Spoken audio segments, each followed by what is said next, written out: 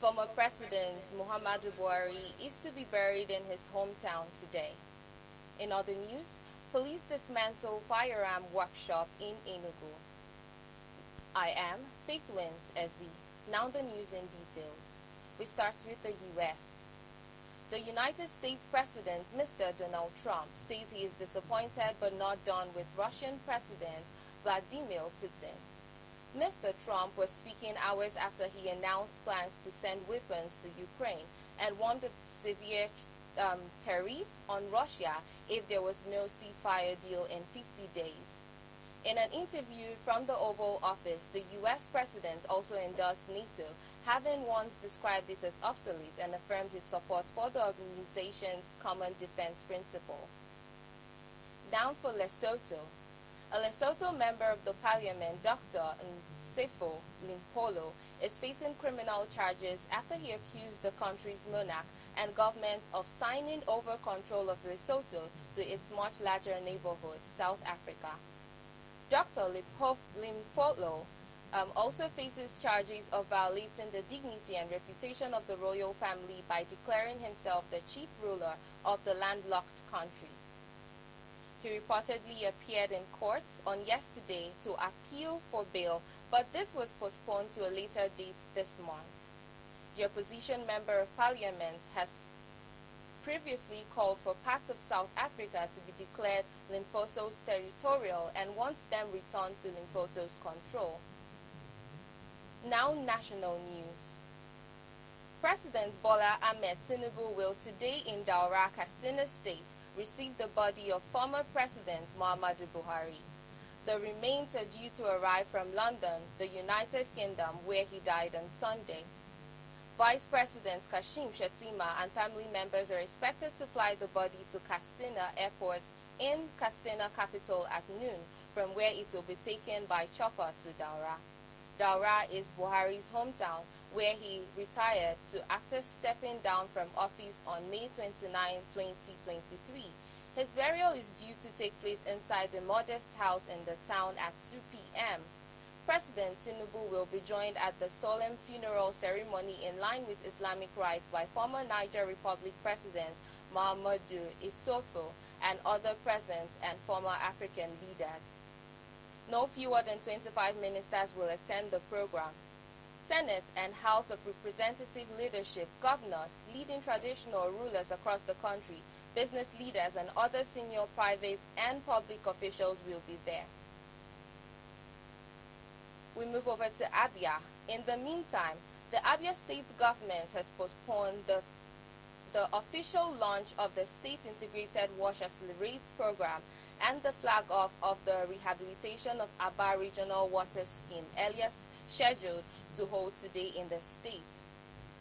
The postponement, according to the state government, is as a result of the public holiday declared by the federal government in honor of late former President Muhammadu Buhari, who is billed to be buried today.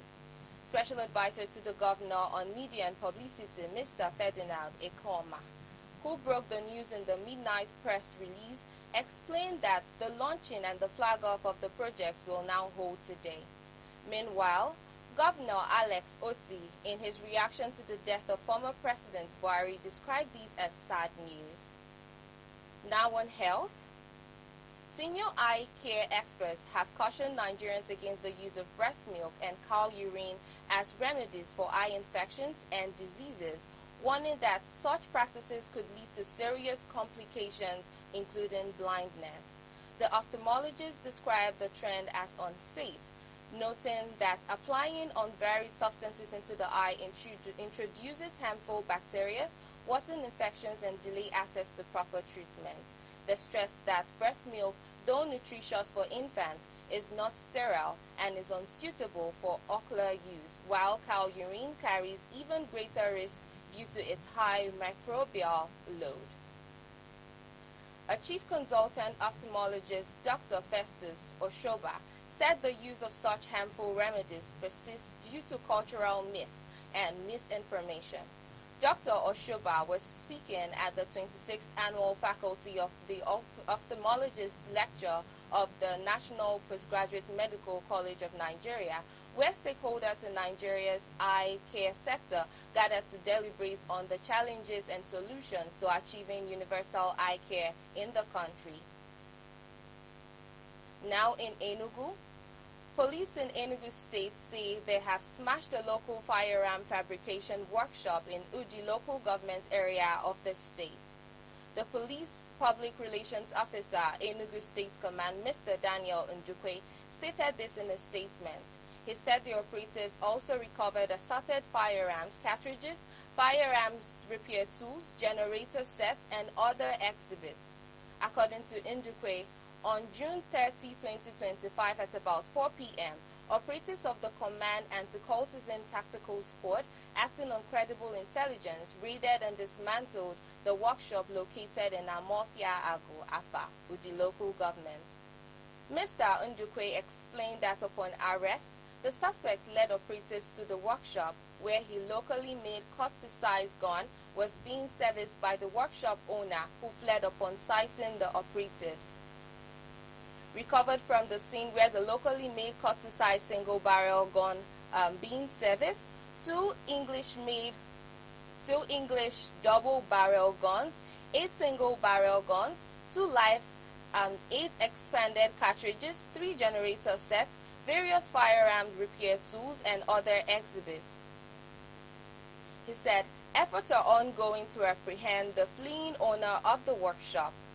Meanwhile, the Enugu State Commissioner of Police, Mr. Maman Bitrus, while commending the operatives for the breakthrough, reassured residents of the command's commitments to combating illegal firearms proliferations and related crimes.